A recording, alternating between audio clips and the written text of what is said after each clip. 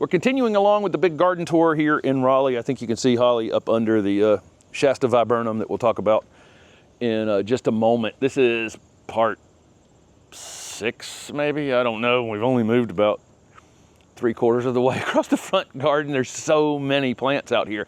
And you know, when I started this, I thought, well, it's not going to be different enough maybe from last year's version of this, but there's so many new things, so many different things out here, and a lot of them have matured quite a bit, come into their own, crowding themselves out, all kinds of things that we can kind of point out as we go, plus again a lot of new plants. There are a couple camellias back here that we haven't talked about yet. We have light pink shishi and white shishi. These are two of the October Magic series of from Bobby Green's breeding. We'll see October Magic Orchid, October Magic Ruby coming. All of these camellias are so good. The foliage is so clean on them, and if you have any experience with older, Sasanquas, Holly slid in here behind me. Back here, it's super hot this morning. She won't be out here. She won't be out here long. It's 81 at 6 o'clock this morning. Not fun. Not a fun start. But the foliage is incredibly clean on these. They're so compact. They're so easy. This Shasta viburnum, we're about to layer up another layer. So we've been limbing it up into a small tree, but as you can see, in order to continue, we're going to need to continue to bring it up over time. I'm not going to do any pruning off the top of it because it sets it back big time. I talked about that with the clethra over there, and there's in this video we'll see the Miss Kim lilac over there. There's some of these plants that just don't like any kind of general pruning, or it really costs you a whole season of flowers, or at least some portion of your flowers for the next year. So we won't do any pruning off the top anymore, but we're going to continue to lift it up and make it more tree-like in time, and it's ready for that because it's laying on top of a couple things. And if you saw the last video, it's laying on the top of things in the back as well. So we'll get under here and limb that up. The Shasta viburnum was incredibly colorful this season. I had a piece of, I probably won't be able to find this piece of drone footage for this video, but earlier in the season, there was a piece of drone footage when this thing was in full bloom, and it was like a beacon of light over here with all the flowers that it had on it. Then they formed a fruit that was red, and then it kind of turns to a slightly darker color, and then the birds took it, made off with it pretty quick. The foliage is so great on this plant. It really, really is. It's got a little bit of burn on it, and not as bad as some other things out here, but there is some burned leaves. And I've been doing a few consultations with folks where when we have these extreme heat conditions, combined with too much rain or too little rain or other issues, you can start to get sunburn on the leaves if they're just not able to bring enough water up into the top of the plant. But we can also get interesting and weird leaf curling and nutrient deficiencies that they look like nutrient deficiencies in the plant because the plant's just not functioning properly.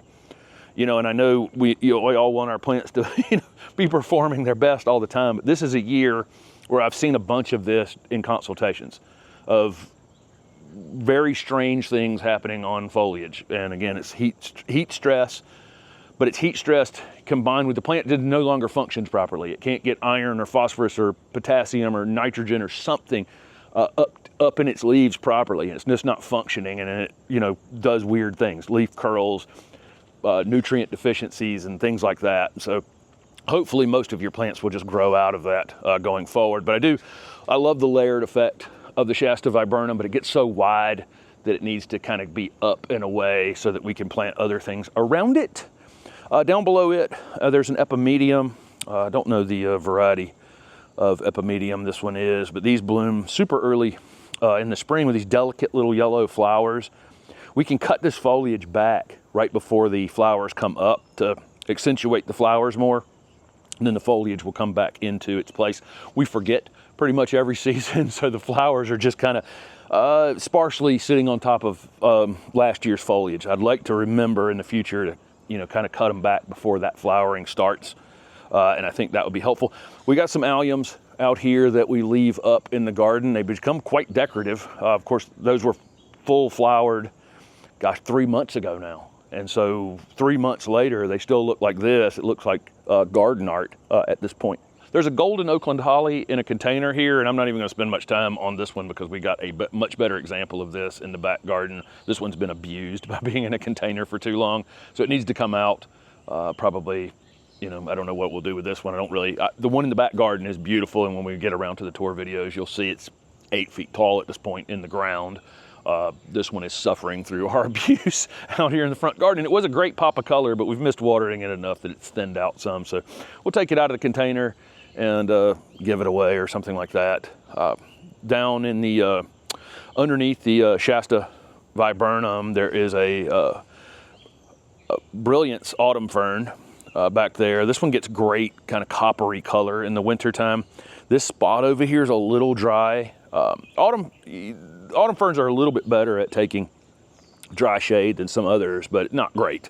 Again, you know, it's a little dry. We have a couple ferns over here that we were hoping would be good plants for this space, but they're not really. We have a couple spots in the back garden that would probably be slightly better for these ferns, so they may get relocated going into the future. It just hasn't grown. You know, it's not suffering. It's not growing in that space. And then down in front of that is the second of the 4 better boxwoods that are out here in the garden. This one's called Heritage. Heritage is the most narrow, upright one. And so folks that have slightly taller foundations, this one's going to be a good choice for that. But it gets like 3 to 4 feet high and only 2 to 3 feet in width. And you can already see that in its growth habit out here in the garden here. Super easy plant. There's some daffodils and some other things that come up around it earlier in the season, and we have tags in the ground for where all the daffodils are, so because we're constantly planting out here, so we're trying to remember not to dig up all of our daffodils. But that space around it comes into flower in February, March, and then those things fade back to the ground, and then the boxwood is the star for the rest of the season. And we'll continue to let it get taller here in that, you know, tall, narrow, cylindrical habit that it has. Point out a couple of perennials that are out here. This is Raspberry Splash Pulmonaria. There's another Pulmonaria that you'll see in the back garden that's more established than this one. These are so good at really taking slightly drier conditions than some other things out here in the garden. So I've been surprised by that. It has the look of the hosta and some of the other things that with the broader leaves that don't hold up all that well when they get dry, but the Pulmonaria does very well. And of course it bloomed earlier in the season. It's got those two different color flowers on it. There are 3 Gara planted in front of it. We filled in, we had this lawn space that we were trying to make sure that it looked good for the open garden that we had a few weeks ago. And we knew the trail down the middle and with the wood chips was going to look great, and the annual plantings were going to look great, but we hadn't really done any other permanent plantings out here. So we came back in and filled in with a few things that may or may not be in the permanent spot, but we wanted to make the garden look like it was mostly finished at the point where people were coming, but there were definitely not.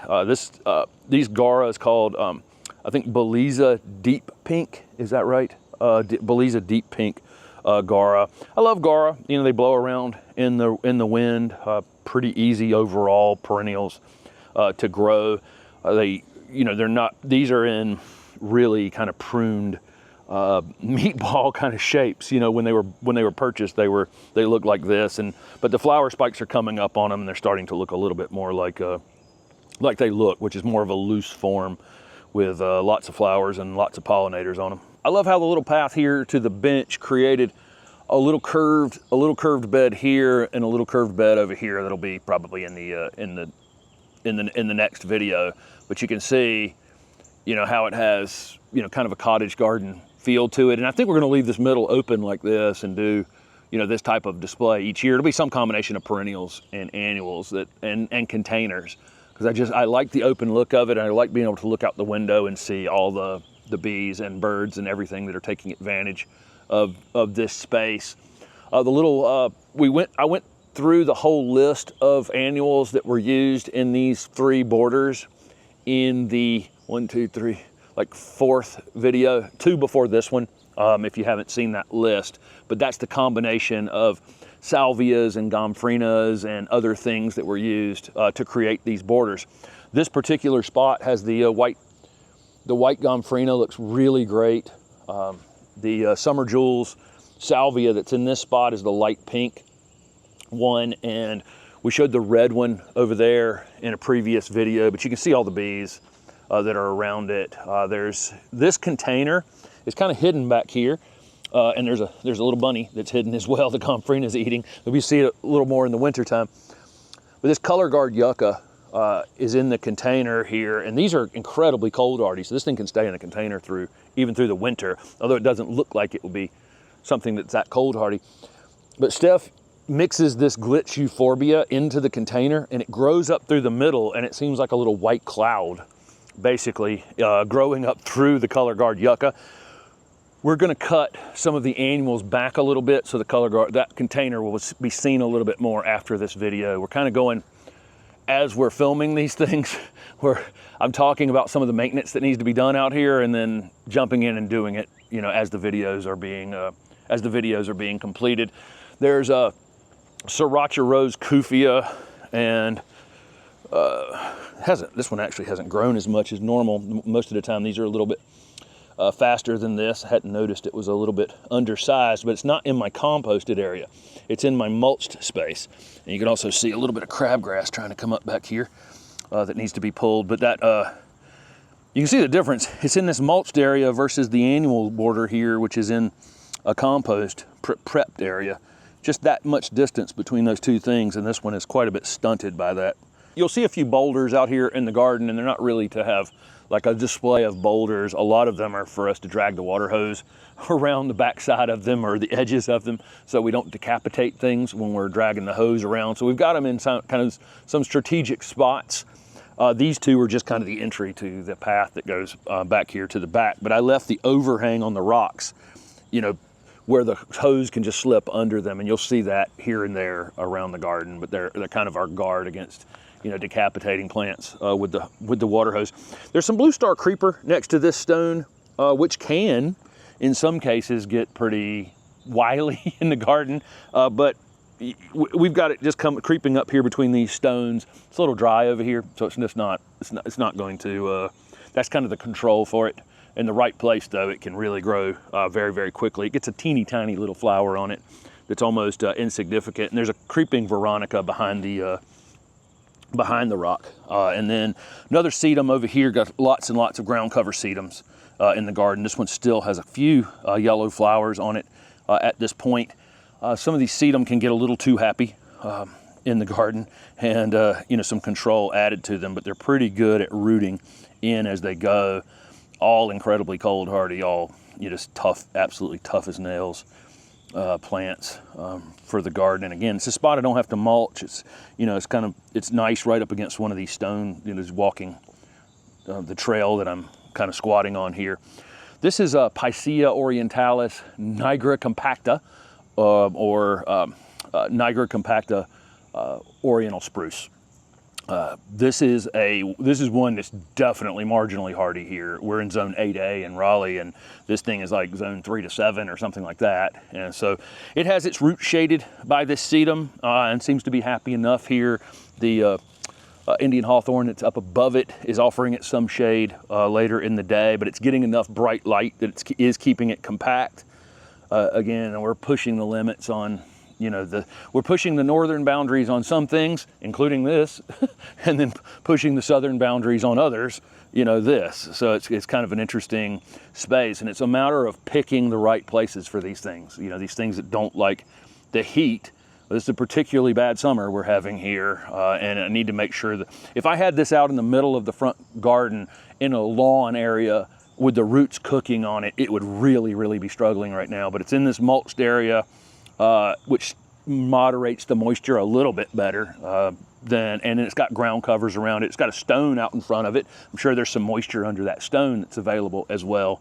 So just interesting. You got to think through sometimes if you're going to push the boundaries north or south on anything that you're growing.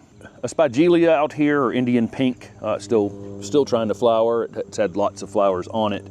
These can take part shade. Sometimes I'll see them out in a little more sun and in some tough conditions. We have a neighbor that has them in between the sidewalk and the road, and they're doing quite well. And that garden is definitely not being watered. But once established, really kind of rugged native plant. There's some Everillo carex to the right of that. You'll see a few spots where we have Everillo carex. The rabbits will occasionally come and harvest the material off of this and use it to line. I think they're using it to line their nest, I think is the theory that we got from Jay York when we filmed in his garden, that he thinks is what they're doing with it. They're not actually eating it. But what they did was they ended up making them fuller, and then over time, they win for a little while, and then ultimately it kind of gets big enough and they seem to stop doing it as much. So you'll see 3 bigger ones in the back garden. But I can't recommend this Everillo carex in part shade, up under this tree-formed Indian hawthorn. You know how easy that plant actually is. And it's such a great pop of color. There's a mulberry I see growing in the middle of it, which is, mulberries are constant enemy out here. Little Torrenia planted along the edge. We did a lot of these from seed. A hosta down here called Miss America.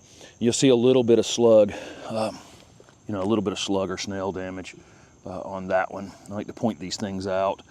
Just doesn't bother me at all. It's a newly planted plant. Next year it's going to be bigger, better, fuller. And the fact that it's got a few leaves that are slightly damaged is just not that big of a deal to me.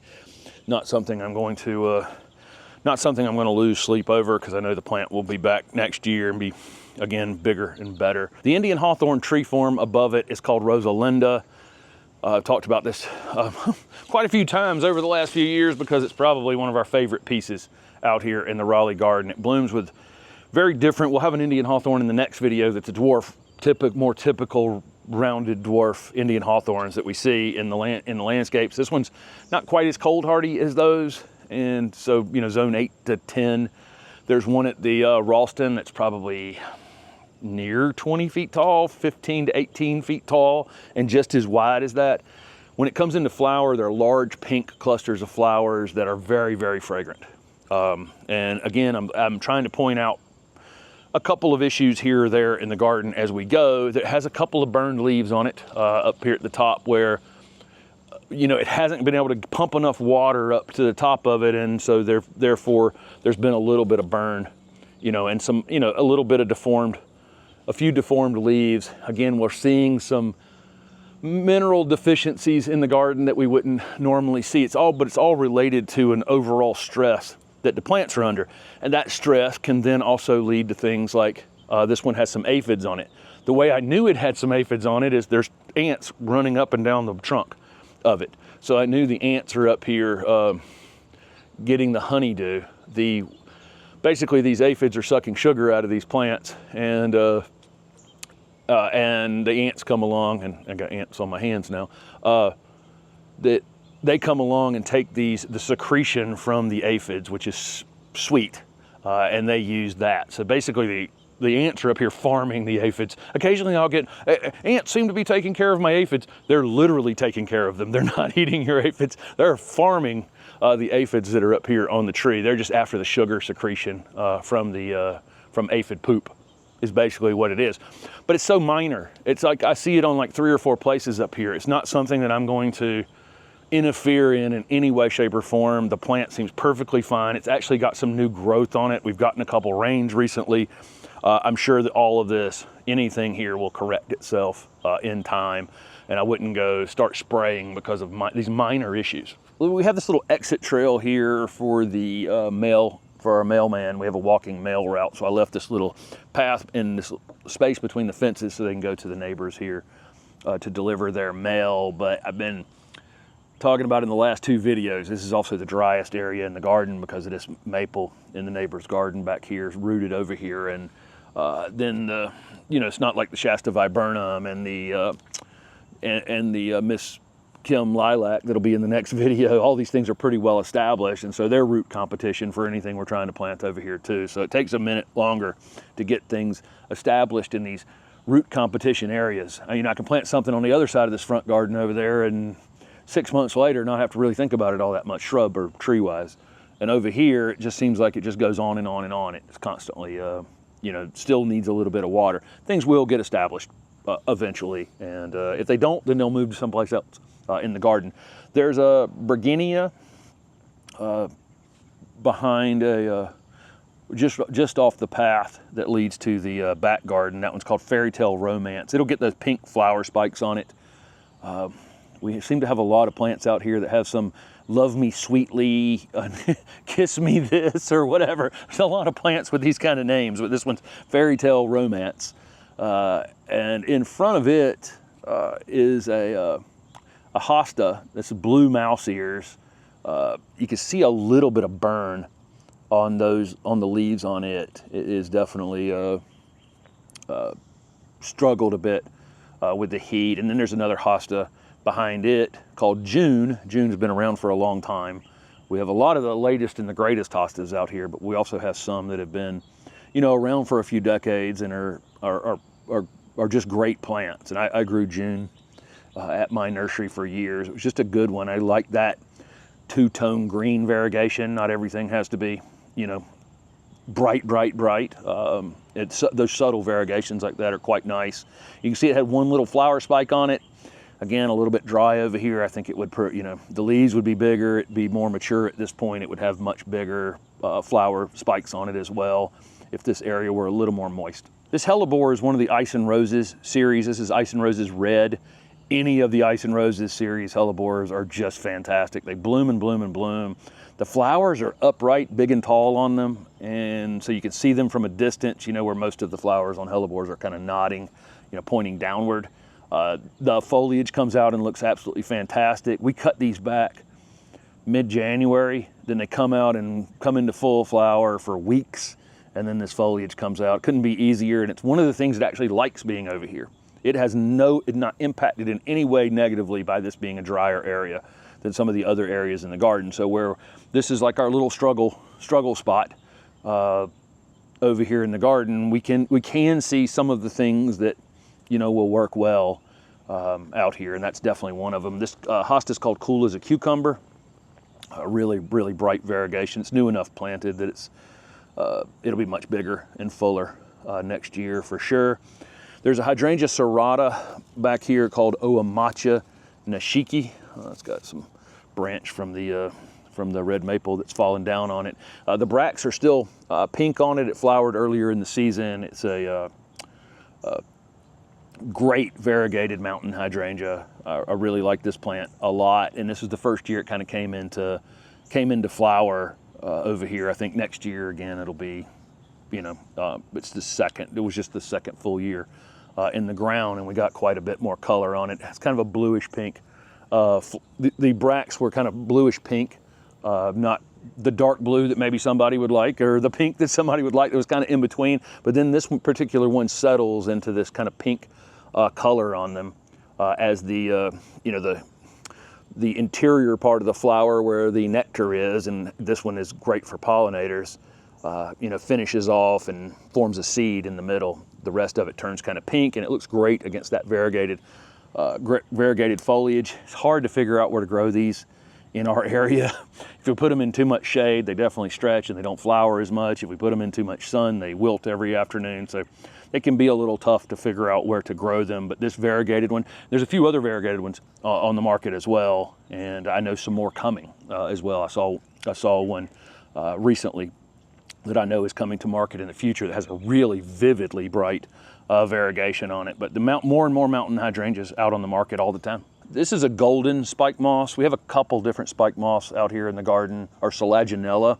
Most Selaginella species are tropical. They're from tropical areas of the planet, and I was in Germany, Berlin last spring, and in their greenhouse there, they had this incredible collection of tropical Selaginellas. I was like, holy moly, I can't imagine. There's just an unbelievable number. It'd be hard to remember. It's a whole nother thing to learn, but there are some hardy ones, and this golden one is supposed to be hardy.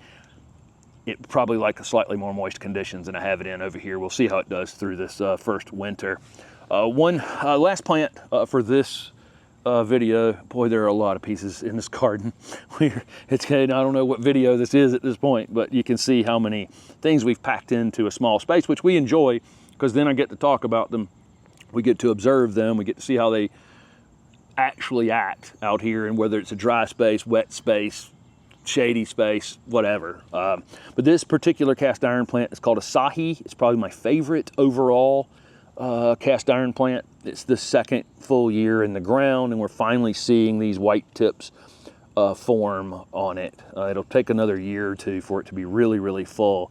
And this white becomes pretty solid in about the top third of each individual leaf in the future. And it's such a great plant for dry shade conditions where you need something in a shady kind of dark space. I point this out a lot of times in consultations. You know, if I get the person to stand back far enough from their house and see their very shady spaces with maybe a brick, background, a brick sidewalk. When you have all these dark things and you get these shadows cast from things, having things like this that have these pops of white or chartreuse or white flowers or some of those things really, really stand out. This one over at the Ralston is in a very dark, shady space, and you see it from a distance because it's got these big, giant, like white flames almost on top of this tall foliage, which will be about this tall in the future. Again, this one's just newly planted enough that it just is starting to take the shape that it'll have in the future. So there you go. There's another part to our very detailed tour video of the Raleigh Garden, Zone 8A, and we'll be back and start with this Miss Kim lilac to our left. Thanks for watching.